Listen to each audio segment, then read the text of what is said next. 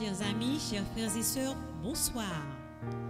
Nous espérons que votre journée s'est bien déroulée. C'est vrai, les soucis viennent souvent nous assaillir, mais n'oublions pas que le Seigneur nous a dit que nous pouvons nous décharger sur lui de tous nos soucis parce qu'il prend soin de nous. C'est pourquoi nous vous invitons à exalter son nom en entonnant le cantique numéro 32 des hymnes louanges et nous chanterons les strophes 1, 2 et 5. Grand Dieu, nous te bénissons.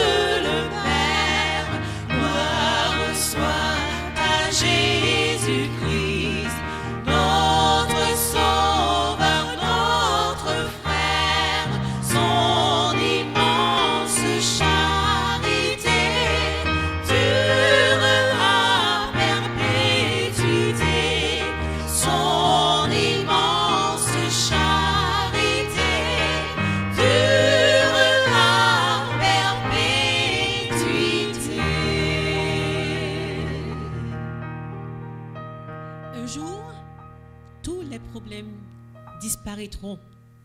Pourquoi? Parce que nous allons bientôt partir avec Jésus. Il nous en a fait la promesse. Je reviendrai et je vous prendrai avec moi afin que là où je suis, vous y soyez aussi. Et il demeure toujours fidèle à ses promesses. Chantez avec nous. Je sais qu'un jour, mes yeux verront Jésus.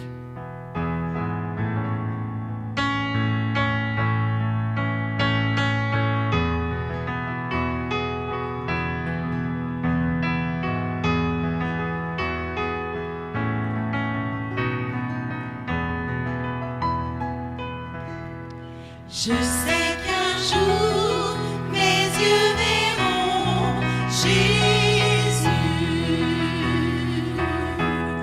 Je sais qu'un jour mes yeux verront Jésus.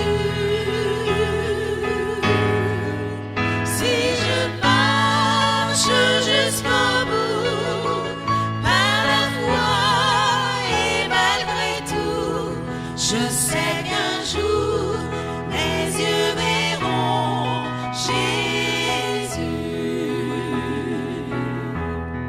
Je sais qu'un jour mes yeux verront Jésus. Je sais qu'un jour mes yeux verront Jésus.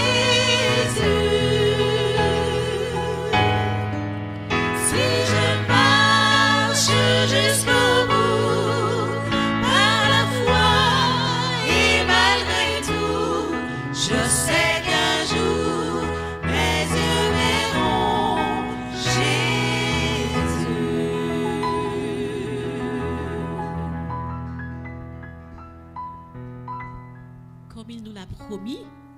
Jésus reviendra nous chercher pour nous emmener dans son palais, sur la nouvelle terre qu'il nous a préparée. Un lieu où il n'y aura ni deuil, ni cri, ni douleur. Quel beau jour ce sera! Dans un proche avenir, j'aurai un palais.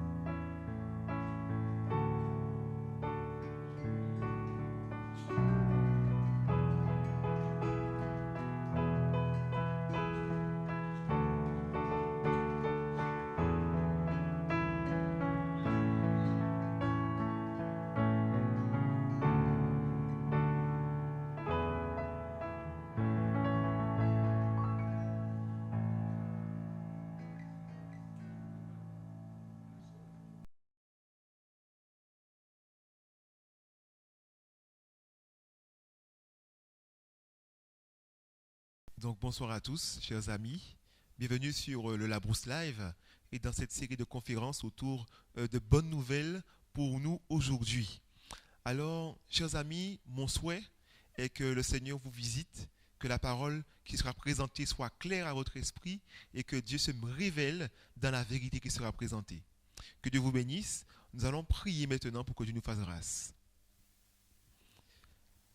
Notre Père, notre Dieu, nous te remercions pour cette journée. Merci Père pour tout ce que tu fais pour nous.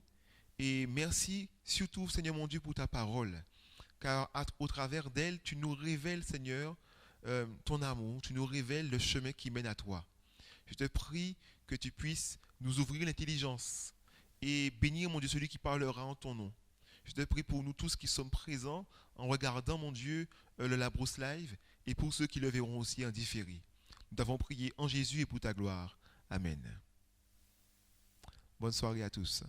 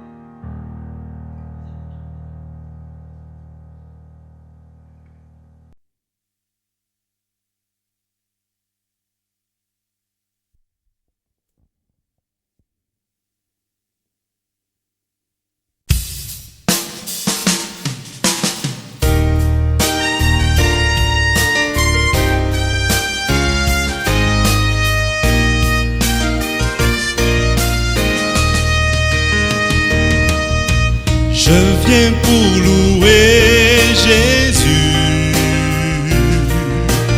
Je viens pour louer Jésus. Je viens pour louer son nom. Je viens pour louer mon Seigneur. Je viens pour louer Jésus. Oh oui, je viens pour louer Jésus. Je viens pour louer son nom. Je viens pour louer mon Seigneur.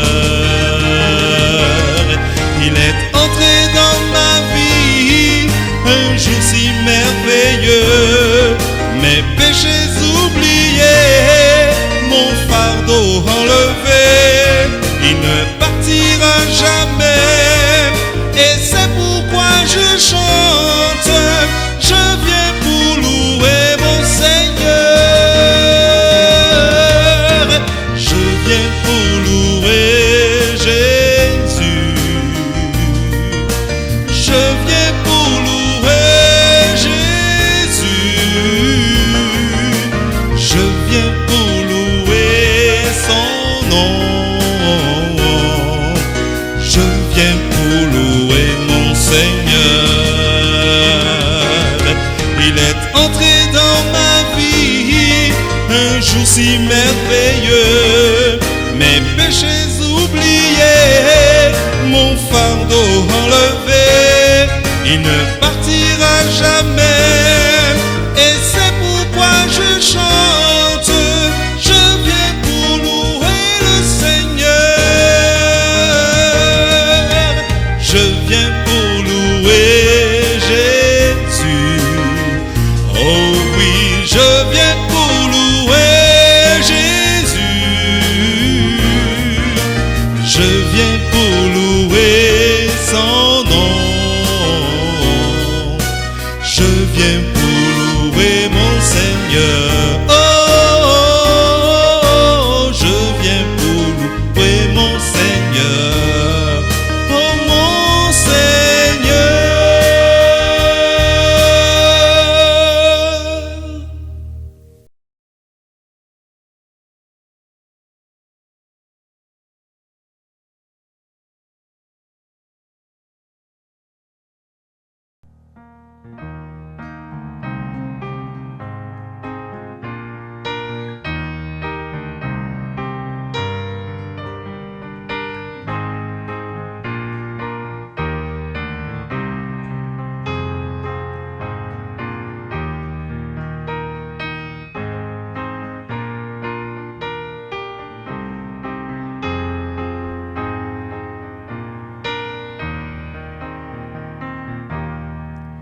C'est vers toi que je me tourne.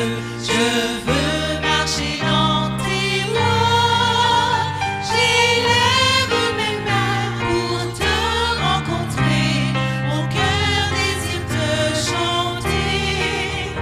Pour bénir et célébrer ton saint nom, car tu es fidèle et bon. Seigneur, oh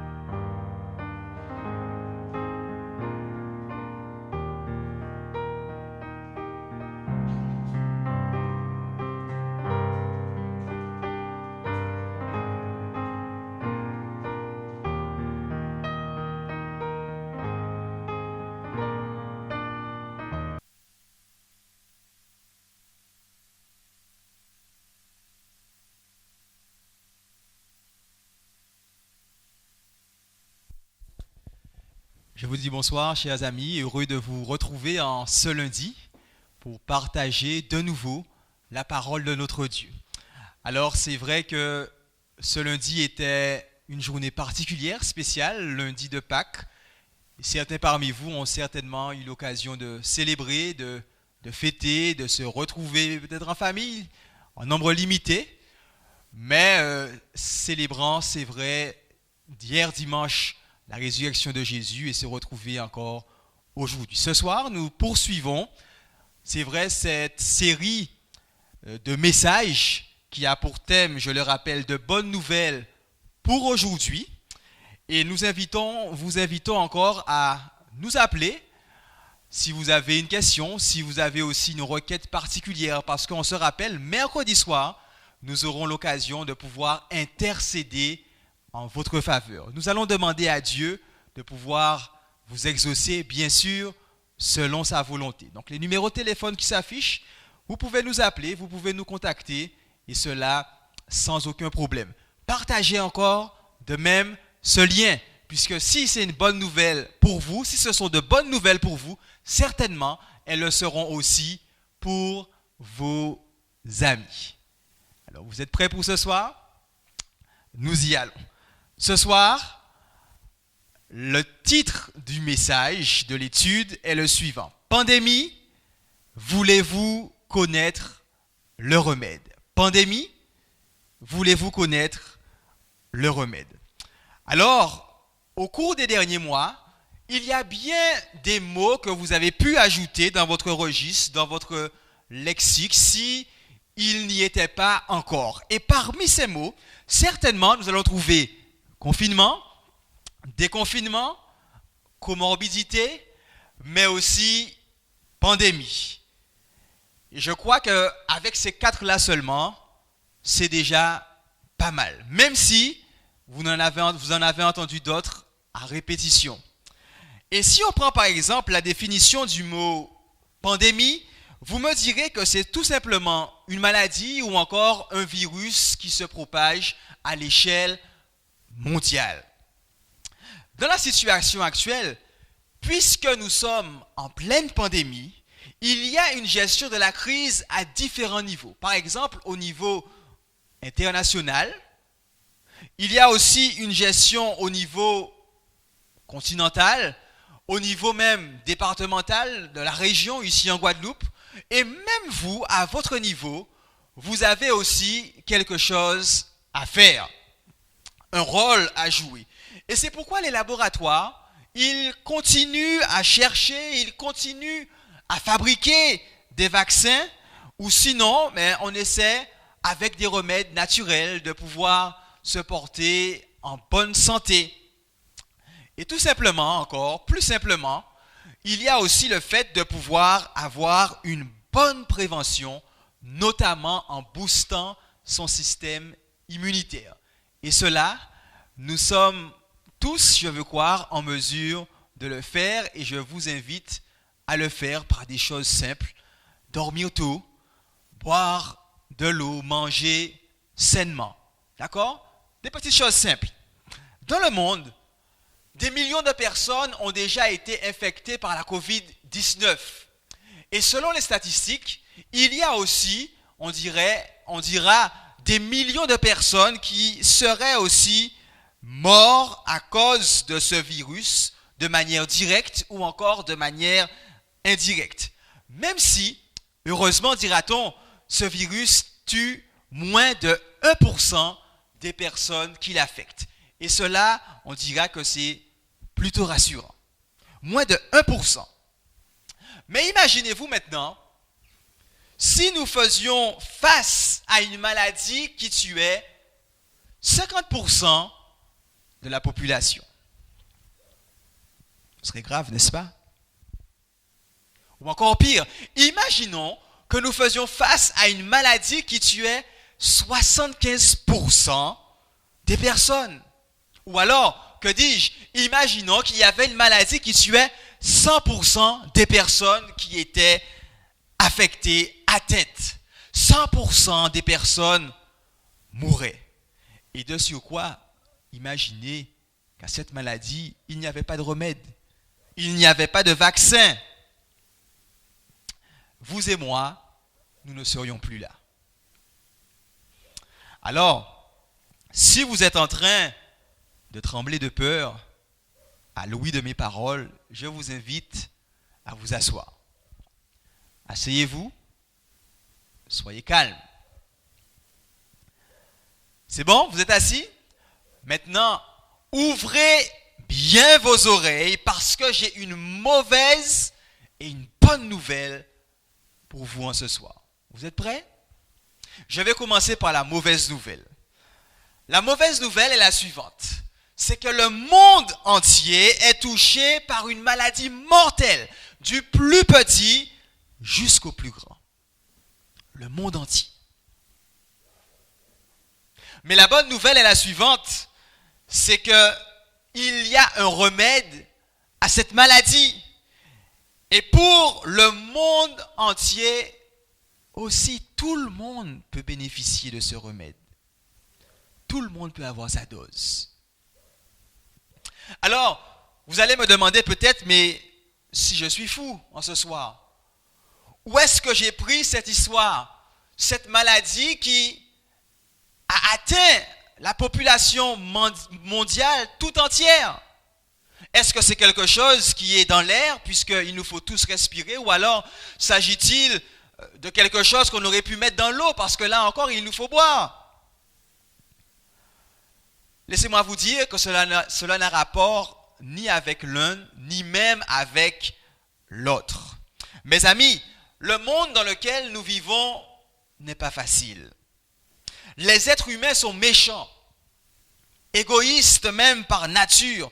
La nature elle-même souffre. Et pourquoi toutes ces choses arrivent-elles? Des êtres viennent au monde et sont frappés de toutes sortes de maux. Qu'ont-ils fait pour mériter cela? Qu'avez-vous fait, vous, pour mériter cela?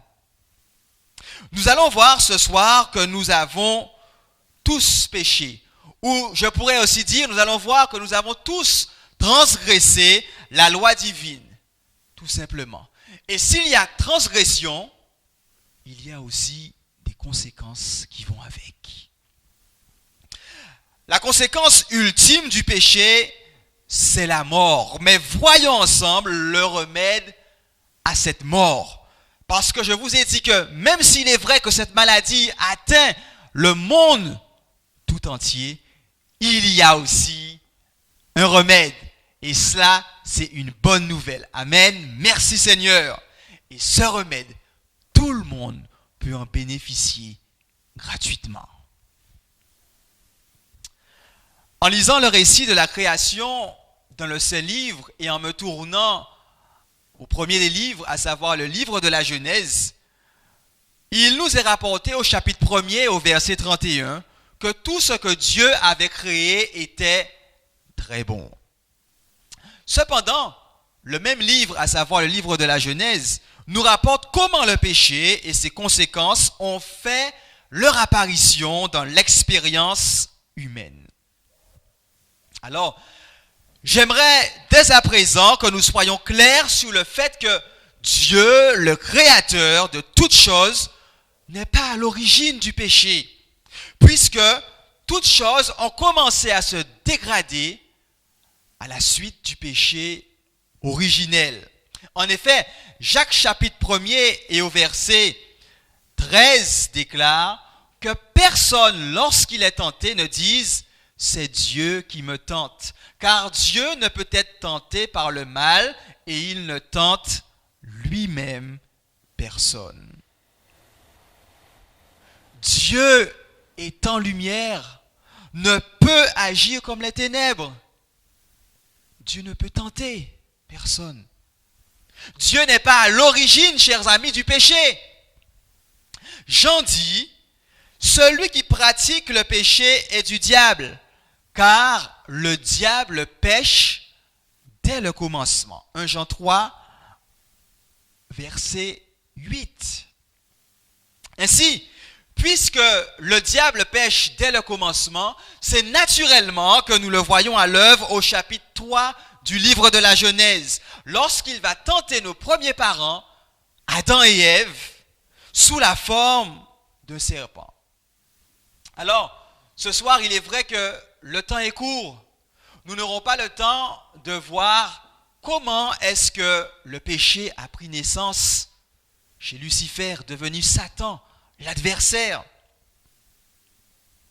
Mais sur terre, nos premiers parents étant dotés du libre arbitre, à savoir la possibilité de faire des choix, choisir entre le bien et le mal, la Bible nous dit qu'ils écoutèrent la voix du serpent, désobéir à l'ordre formel de Dieu, de ne pas manger, de ne pas toucher au fruit de l'arbre de la connaissance du bien et du mal.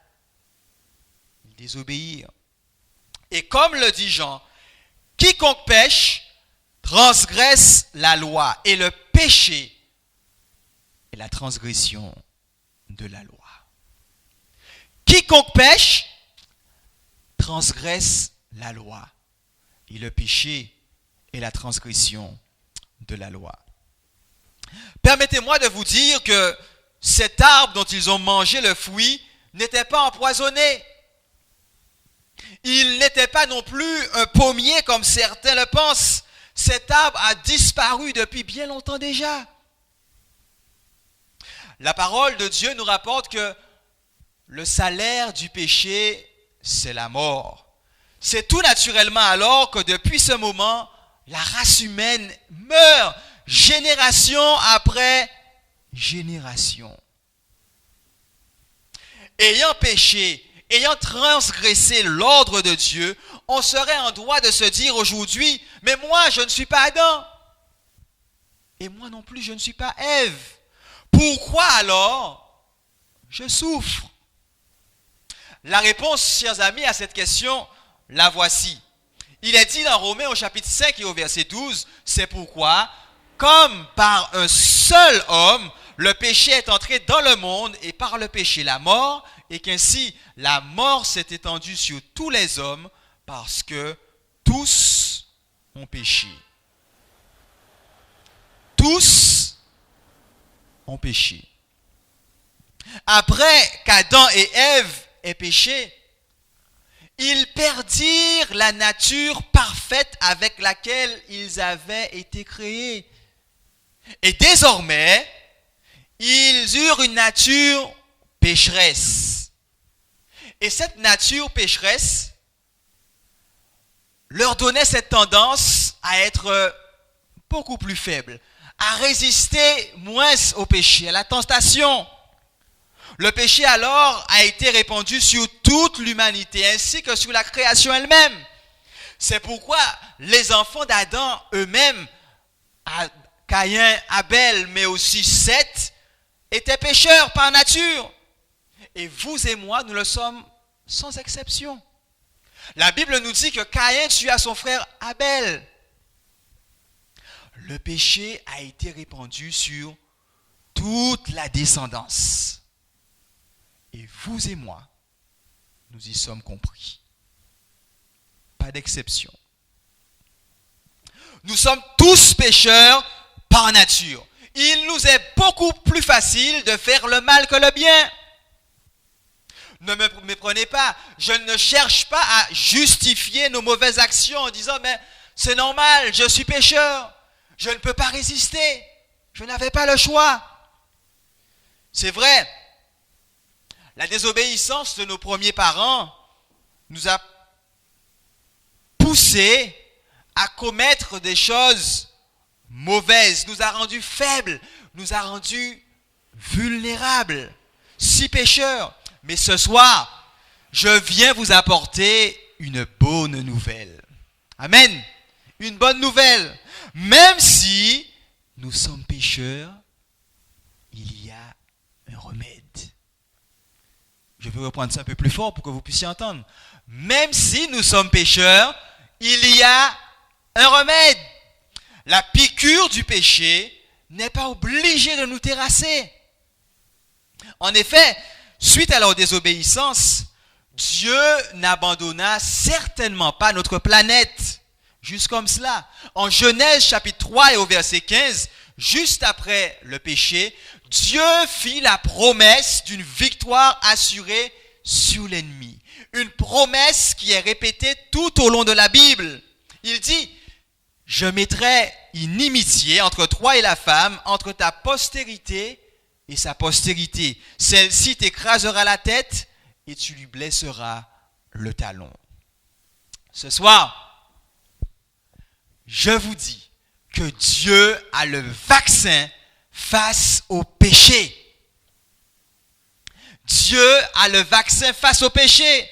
Dans Hébreux chapitre 9, verset 22, il nous est expliqué comment est-ce qu'on peut ôter le péché. Il est dit, et presque tout, d'après la loi, est purifié avec le sang, et sans effusion de sang, il n'y a pas de pardon. Pour être pardonné, la parole de Dieu déclare qu'il faut qu'il y ait du sang. Du sang qui soit versé, car la vie elle-même est symbolisée par le sang. Dans Lévitique chapitre 17 au verset 11, il est dit, car la vie de la chair est dans le sang. Je vous l'ai donné sur l'autel afin qu'il servît d'expiation pour vos âmes. Alors, puisqu'il faut du sang pour qu'il y ait expiation, pour qu'il y ait pardon, vais-je alors prendre le sang de quelconque cabri, mouton ou encore bœuf, comme cela, pour être pardonné? Non. Le sang d'un animal ne pourrait me pardonner. Par contre, il est dit ceci. Il est dit, dans Éphésiens au chapitre 1 au verset 7, en lui, Jésus-Christ, nous avons la rédemption par son sang. Je reprends cela. En lui, à savoir qui? En Jésus-Christ, nous avons la rédemption par son sang.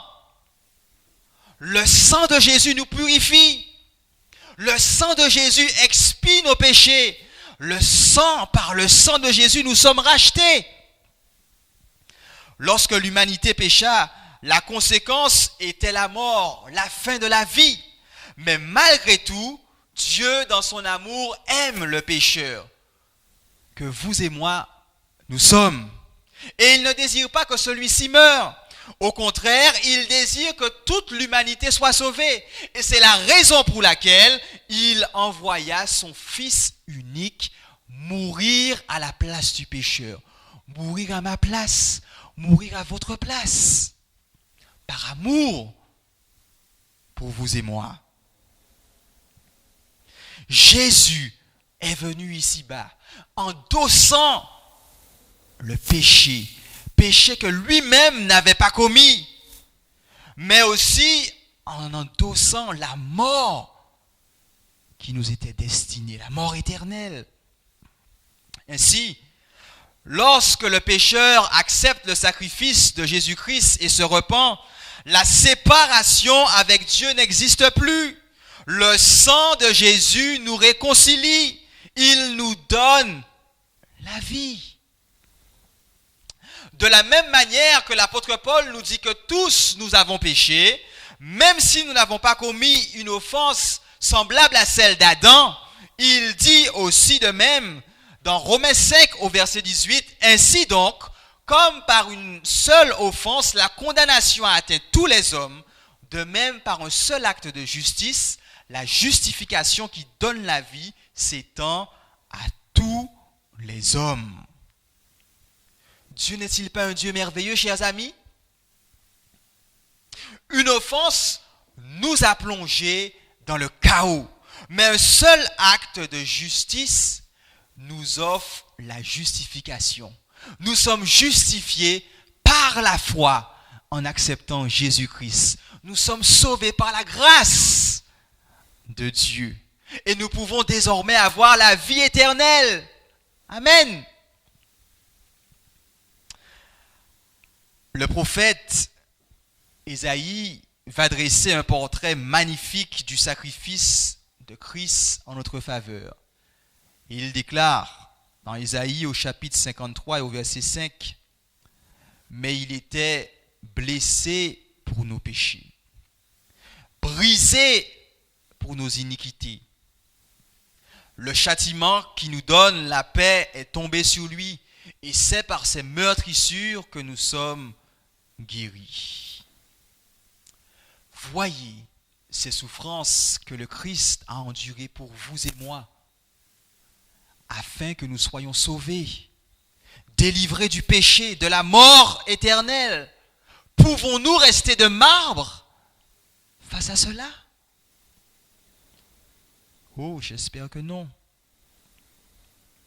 J'espère que nous arrivons à saisir cet amour que Dieu a manifesté pour nous. Le livre de la Genèse présente certes comment le péché a fait son apparition sur cette planète Terre.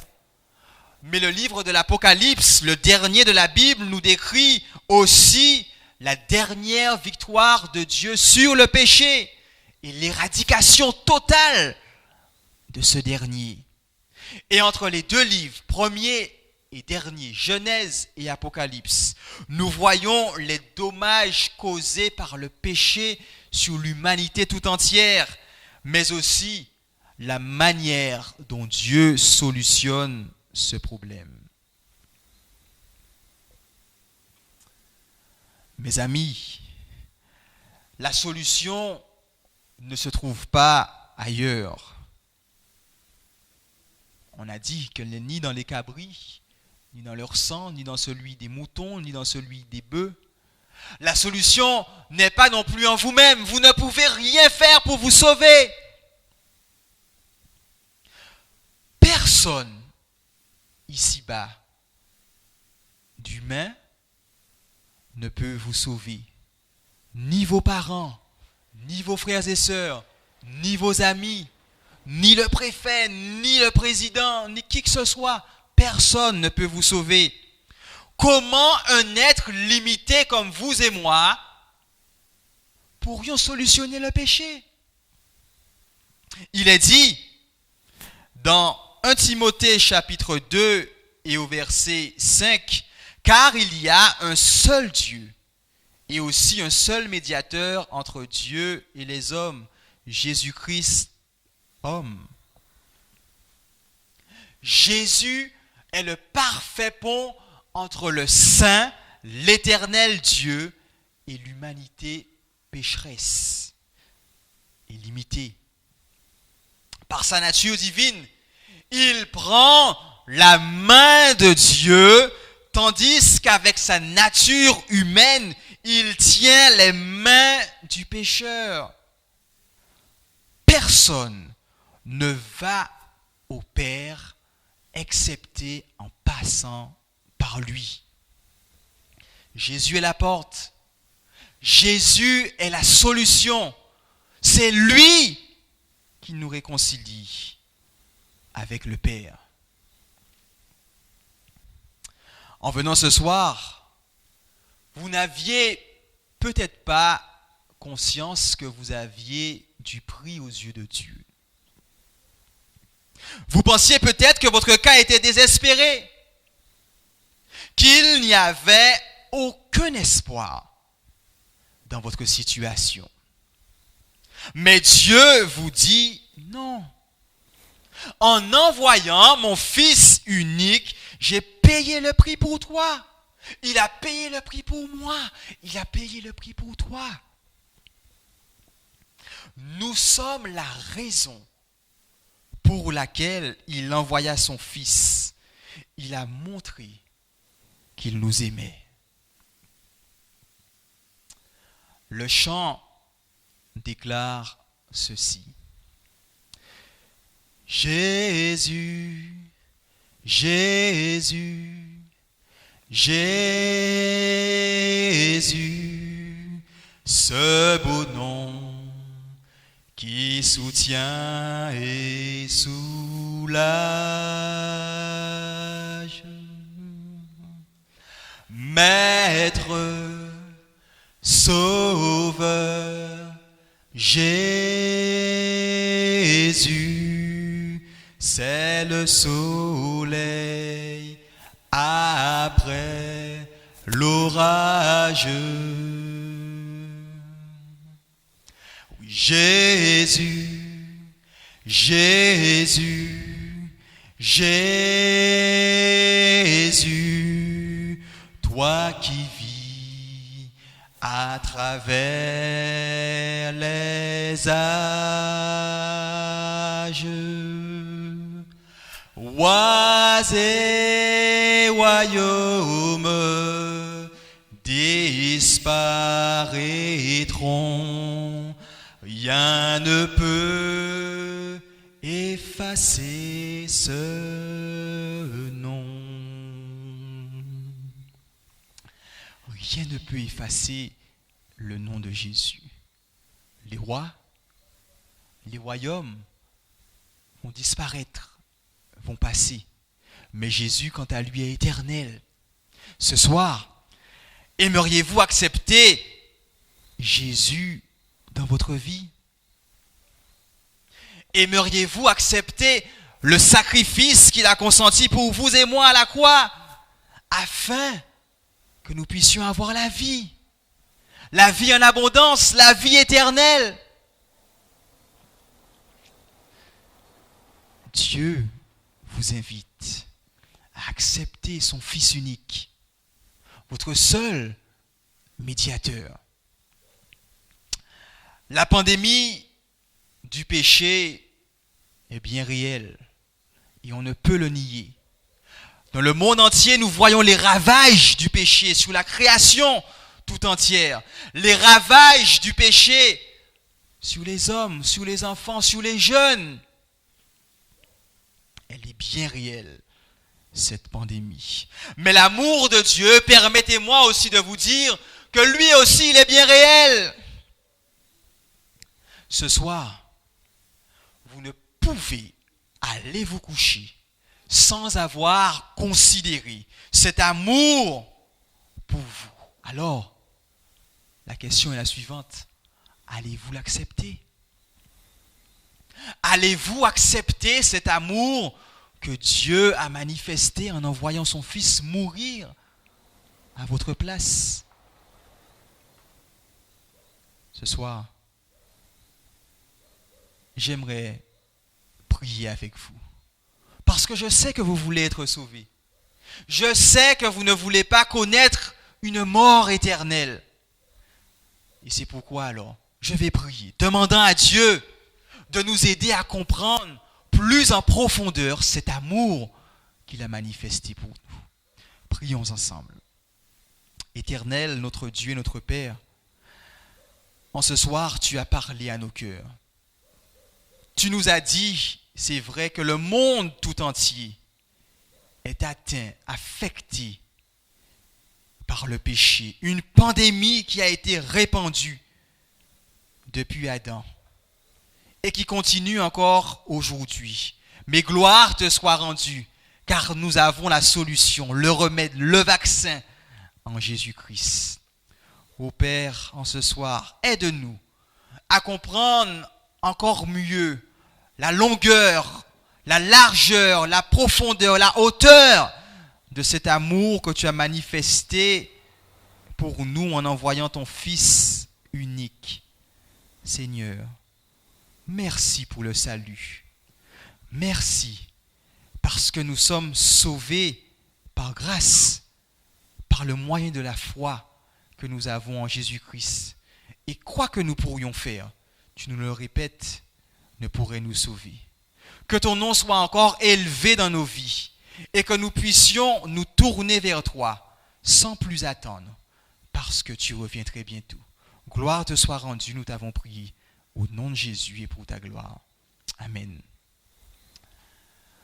Merci de nous avoir suivis ce soir et nous nous donnons rendez-vous demain soir, Dieu voulant. Et nous allons voir des faits divers.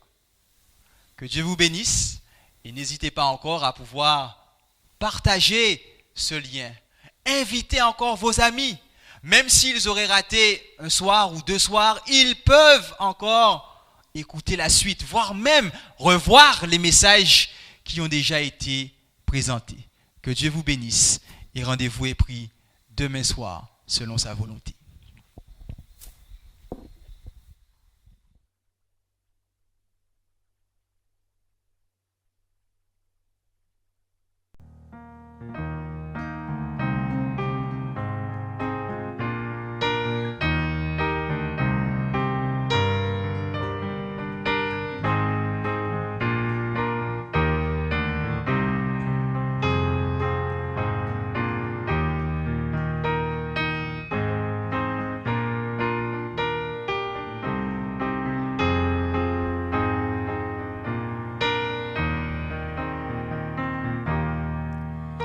C'est vers